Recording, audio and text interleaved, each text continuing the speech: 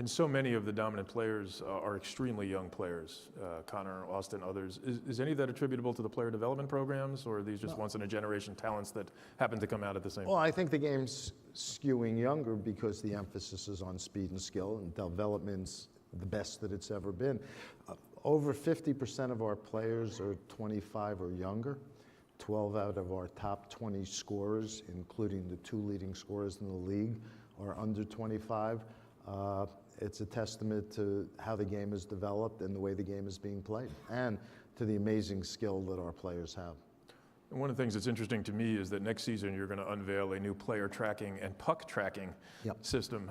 First, the puck tracking. Some of us might think, oh, the old Fox David Hill puck. How is this going to be different than that? That Fox Tracks, for those of you old enough to remember it, was really ahead of its time. And in fact, you know, it didn't work quite right. The glow sometimes wasn't on the puck. If we were sitting here, it would be on your head or my head, not the puck. And while the technology served other useful purposes, it actually was what led to the 1st and 10 line, the video insertion that you see in football.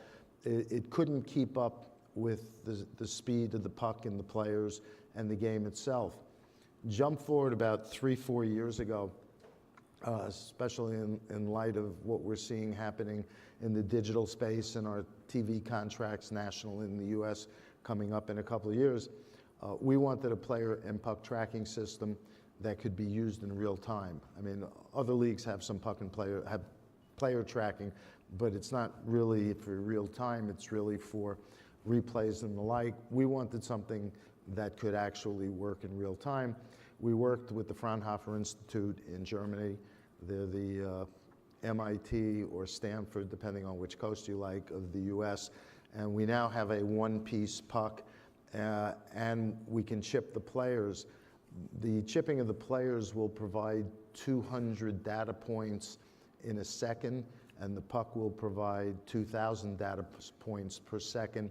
And so we tested it actually in 2 real games in a closed environment in Las Vegas during CES, and it worked well, and we threw in some VR and AR and everything else just to see how it all worked. And our broadcasters, Rogers in Canada and NBC in the US, actually used it during the All-Star game, and it works well. So the challenge for us now is we've got to scale it in all 31 of our buildings, make sure it works. We need places to collect the data. We need to have 5G in all our buildings, but the technology works. And just going back to Fox Tracks, one big difference, and I talk about the puck. Fox, I can tell this 20 plus years after the fact, they would take a puck, put it in a vise, take a hacksaw, saw it in half, dig out the guts by hand, so it was never quite the same twice, insert the technology and glue it back together. The puck didn't actually work so good.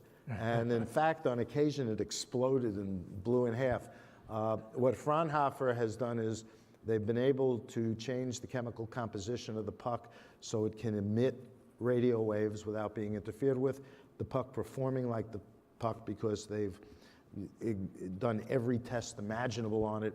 And at the same time, it's really a one-piece puck. And you can't tell where the seam is or anything else. So we're piecing it all together, but it should be up and running at some point last season. And anticipating your next question, That's why moderating is so easy with you.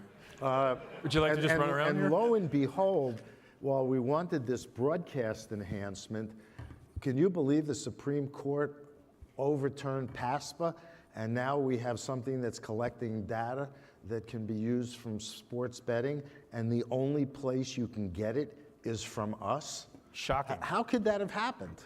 But it did.